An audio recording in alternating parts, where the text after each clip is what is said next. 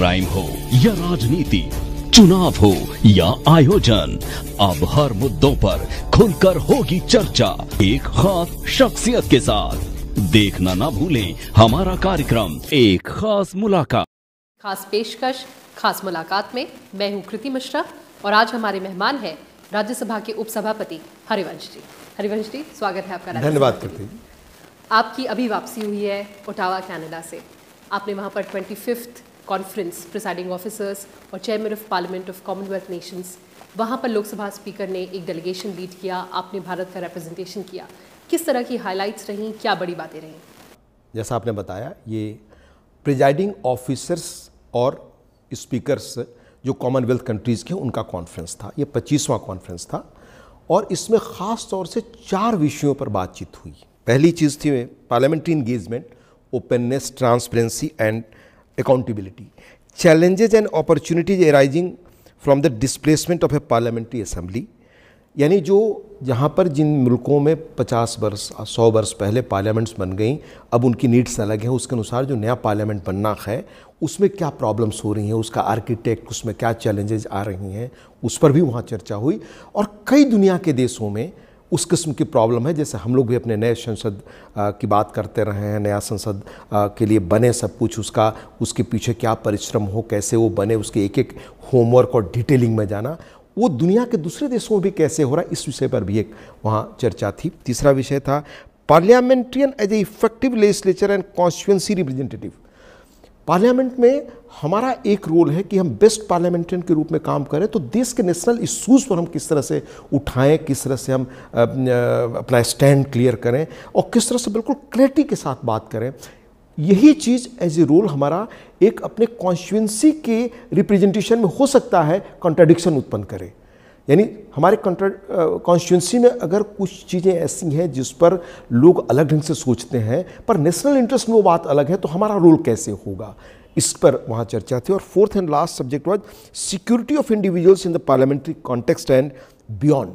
सुरक्षा की चीज़, मान लीजिए पार्लियामेंट में हम बहुत अप्रिय विषय उठाते हैं, बहुत सारी ऐसी चीज़ें होती हैं जो हमारा role as a public domain में होने की वजह से जो है, उसके कारण अगर कोई सिक्योरिटी प्रॉब्लम होती है तो इन पे कैसे चर्चा हो।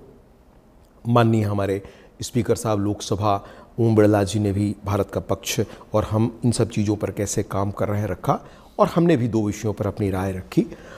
इस रूप में इस तरह के जो फोरम्स पर इस तरह की बैठकें होती हैं जिसमें हमारे स्पीकर्स होते हैं या प्रिजाइडिंग ऑफिसर्स, तो इनके बेस्ट प्रैक्टिसेस क्या हैं, किस तरह पार्लियामेंट को आज के कॉन्टेक्स्ट में और रेलिवेंट हम बनाएं, किस तरह का चैलेंज हर देश में इस तरह के इंस्टीट्यूशंस फेस कर रहे हैं, उनको कैसे हम ओवरकम करें, उनको कैसे दूर करें, कैसे और अधिक से अधिक लोगों की जो इच्छाएं हैं, लोगों की जो भावनाएं हैं, लोगों की जो एक तरह से उनके अंदर पार्लियामेंट को लेकर एस्पिरेशंस हैं, उनके सपने हैं, उसको हम पूरा करने का माध्यम बन सकें, हमारा गवर्नेंस कैसे और इफेक्टिव हो सके, हम कैसे और क्रेडिबल बन सके, इन चीज़ों पे चर्चा होती है। उस रूप में इन कॉन्फ्रेंसेस में हम एक दूसरे से सीखते हैं और मतलब एक तरह से लॉन्ग टर्म में कह सकते हैं कृति जी कि लोकतंत्र को पूरी दुनिया में मजबूत बनाना है, उसकी जड़ें और गहरी हों, उसमें क्या चुनौतियां आ रही हैं, उनको कैसे हम मिलकर दूर करें, इन पे ये बहुत उपयोगी इस तरह के कॉन्फ्रेंस होते हैं। हम यहाँ से टोरंटो गए क्योंकि सीधी फ्लाइट थी, टोरंटो से हम लोग ओटावा गए, वहाँ जा कर के हमने, चूँकि कनाडा की राजधानी है, वहीं ये कॉन्फ्रेंस थी 4 दिनों की, 6 से 10 जनवरी, वहाँ हमने अटेंड किया। उसके बाद फिर टोरंटो होकर हम देश वापस आए। टोरंटो में भी भारतीय समूह के लोगों और टोरंटो में जो कनाडा के एमपीज हैं या एमपीपी कहते हैं, जिस तरह से हमारे एमएलएज हैं, उनसे भी हमारी अलग मुलाकात हुई। इस रूप में यह यात्रा काफ़ी उपयोगी और एक एक्सपीरियंस शेयरिंग की दृष्टि से बहुत सुखद अनुभव का कार्यक्रम रहा। सर, आपने भारतीय मूल वहाँ पर जो निवासी हैं उनकी बात कही। एक बहुत बड़ा डायस्पोरा है भारत का कनाडा में, उनसे किस तरह का इंटरेक्शन रहा आप लोगों? जैसे टोरंटो हम मानते हैं कि एक तरह से वो कनाडा का फाइनेंशियल और टेक्निकल हब है। आप जानती हैं कि आज की तारीख में कनाडा में दुनिया से सबसे अधिक विद्यार्थी पढ़ने आते हैं, क्योंकि वहाँ एजुकेशनल इंस्टीट्यूशंस बहुत अच्छे हैं और दुनिया की जो टॉप 200 यूनिवर्सिटीज़ हैं उसमें से I think more than a dozen Canada की हैं और भारत से लगभग 2 लाख छात्र हर साल वहाँ कनाडा पढ़ने जा रहे हैं। It's a remarkable thing. तो वहाँ भारतीय मूल के जो कनाडा के बिजनेस में लगे हुए लोग हैं और कनाडा चूँकि बिल्कुल बॉर्डर पर है यूएस से, तो यूएस और कनाडा से जुड़े हुए भी भारतीय मूल के बड़े लोग आए जो हमारे कौंसल जनरल ने बहुत अच्छी तरह से ऑर्गेनाइज किया था। अपूर्वा श्रीवास्तव जी, आई मस्ट कॉम्प्लीमेंट और सच पीपुल, और हमारे जो एक्टिंग हाई कमिश्नर हैं उन्होंने भी both played a very vital and positive role in organising such things. I must compliment them for such their efforts. तो उन्होंने, जब हम ओटावा से लौट करके टोरंटो आए तो वो एक तरह से बिजनेस मीट किया। तो उसमें जितने लोग आए उन्होंने भारत, बदलते भारत के बारे में बहुत अच्छी अभिव्यक्ति की। कुछ लोगों ने कुछ सवाल उठाए, 2 सवाल मुख्य रूप से उठाए बड़े अनुभवी लोगों ने। पहला था कि भाई ये जो एक लाल फीता शाही या एक किस्म से भ्रष्टाचार है वो कैसे दूर हुआ है। मैंने कई चीज़ें उनको गिनाई कि भारत में जो चीज़ें कई 70 वर्षों से प्रतीक्षा में थी कि ऐसे कानून बने करप्शन को रोकने के लिए, वो हाल के वर्षों में बना। जैसे मैंने उल्लेख किया डीबीटी का, डायरेक्ट बेनिफिट स्कीम, जो लीकेजेस थे वो कैसे खत्म करने की प्रक्रिया की ओर ये सरकार बढ़ी। दूसरा मैंने उन्हें बताया कि आईबीसी कोड का बनना, इंसॉल्वेंसी बैंक्रप्सी कोड, 70 वर्षों से इस देश की प्रतीक्षा थी किस तरह का कोड बने, और जो लोग भारत की पूंजी का, बैंकों का इस रूप में गलत इस्तेमाल किया है उनको सजा मिले, वो कानून हाल में बना।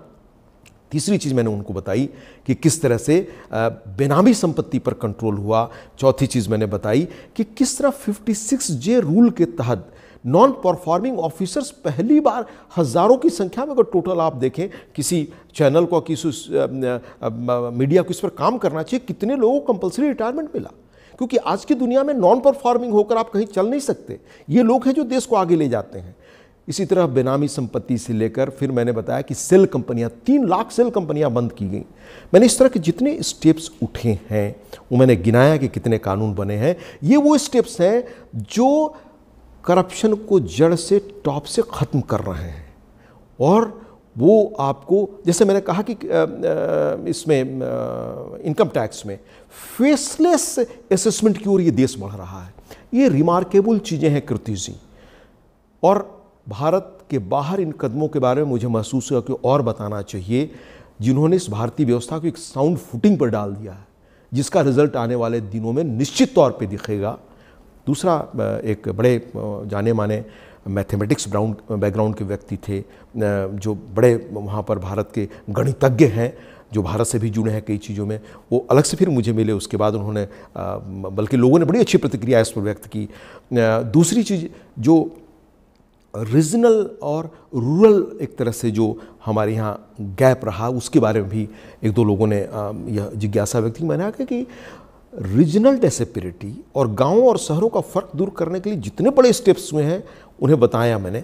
हमने कहा कि ये पहली बार हुआ कि इस देश में जो मोस्ट बैकवर्ड डिस्ट्रिक्ट्स थे, लगभग 200 से अधिक है, एग्जैक्ट नंबर अभी मुझे याद नहीं आ रहा है, लेकिन इसके आसपास जिन्हें हम यहाँ नक्सलाइट इन्फेक्टेड या बिल्कुल बैकवर्ड डिस्ट्रिक्ट्स मांगते हैं, उनको एस्पिरेशनल डिस्ट्रिक्ट्स में कन्वर्ट करके वहाँ ज़्यादा फोकस दे करके जो डेवलपमेंट काम हुए हैं ये कम लोग जानते हैं।